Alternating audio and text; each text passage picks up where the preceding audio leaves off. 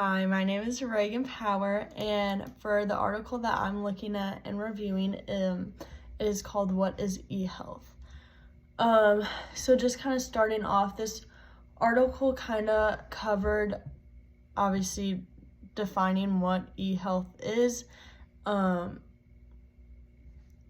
feel like it's kind of just a word that's been thrown around, and now that technology is more advanced, electronic health and almost just everything that's electronic kind of just gets thrown around, is not really have a definition to it. In the article, it kind of talks about defining eHealth as almost like trying to define the internet. It's not something that you can really define and have a set definition for. But I think it's really important that we do define what it is and kind of wrap our minds around the idea of it, as it is very pertinent in today's society. That's another reason I picked this, is I think that as technology advances, we have to adapt to that, and we kind of have to change our ways to fit and work with what's up and coming with the world. So I definitely think that this article is for everybody. Everybody deals with health. Hopefully everybody has a doctor. I know that's not true, but businesses, healthcare, doctors, patients, everybody's involved in eHealth, and as time goes on, more and more people will be involved. So one thing I really liked and that this article kind of focused on was the 10 E's in healthcare, which I'm going to read to you real quick. I'm not going to go in depth with everything, but it does kind of give you a nice understanding of what is a part of electronic health. Efficiency, enhancing quality of care, evidence-based, empowerment of consumers and patients, encouragement, education, enabling, extending, ethics, and equity. One of those that I really do want to touch on, which I think is a big deal, is equity. So just today, when I was reading the article, it kind of really hit that not everybody does have access to computers and electronics. To me, that's never really been a thought. I've grew up in middle class. I've had my own phone since as long as I can remember. My little sister has a tablet. Technology is something that I grew up with, but a lot of people don't have that. A lot of people can't afford to go to the library just to pay to use their computers, and I think that's a really big deal as technology advances and as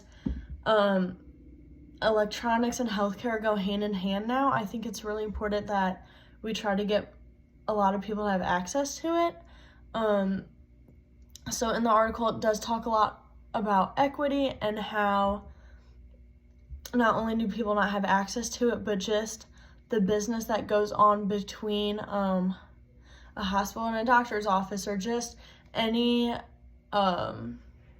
sorry, I'm blanking on the word, but just businesses who do use like electronic healthcare. I know that for me, all of my files, everything I could ever need from the doctors that I need to look at, my physical, all of that is online. I can get on my phone, insert my password, make it through everything, and I'm able to have that in my hand at any time in front of me. I think that's also a big thing, and with that comes safety, passwords.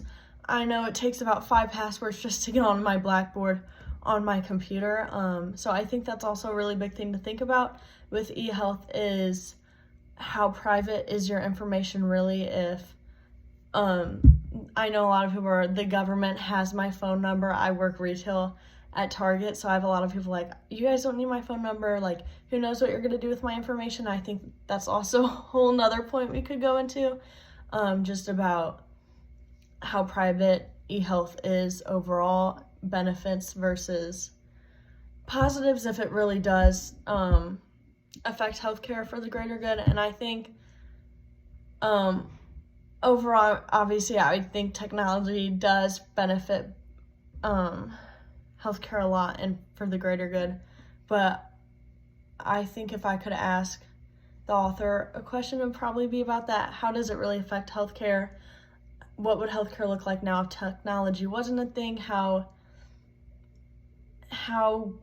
big is e-health? I don't know, something around that. I think just as everything becomes more technologically advanced, e-health could take a turn for the worse, or it can stay. I think it's had a really good impact so far. I do just want to read really quick the author, what he ended up coming to terms with for e-health's definition. E-health is an emerging field in the intersection of medical informatics, public health, and business, referring to health services and information delivered or enhanced through the internet and related technologies. In a broader sense, the term characterizes not only a technical development, but also a state of mind, a way of thinking, an attitude, and a commitment for network global thinking to improve healthcare locally, regionally, and worldwide by using information and communication technology. So I definitely think it is really hard to put a definition on e-health, but I think it is something that needs to be done in order to continue to make progress. But the last point I just want to talk about, at the end of the article, it kind of talked about 3 more E's to go by, and it was easy to use, entertaining, and exciting. I just thought those were kind of cute. Easy to use, we want technology to be easy so that everybody can use it. I grew up with technology, so I'm better with it, but I know my grandma struggles with technology, so I think that's something to strive for, is having e-health, easy to use, people can manage it, entertaining. You don't want it to be boring. I know on my little doctor's app, it has charts, graphs, infographics. It has a lot to look at, which I think can be really helpful, and exciting. I think it is exciting. As technology advances, so does so much within the world. We are able to save lives where we would have lost them to begin with, and just the whole business side of stuff can move quicker, more efficient.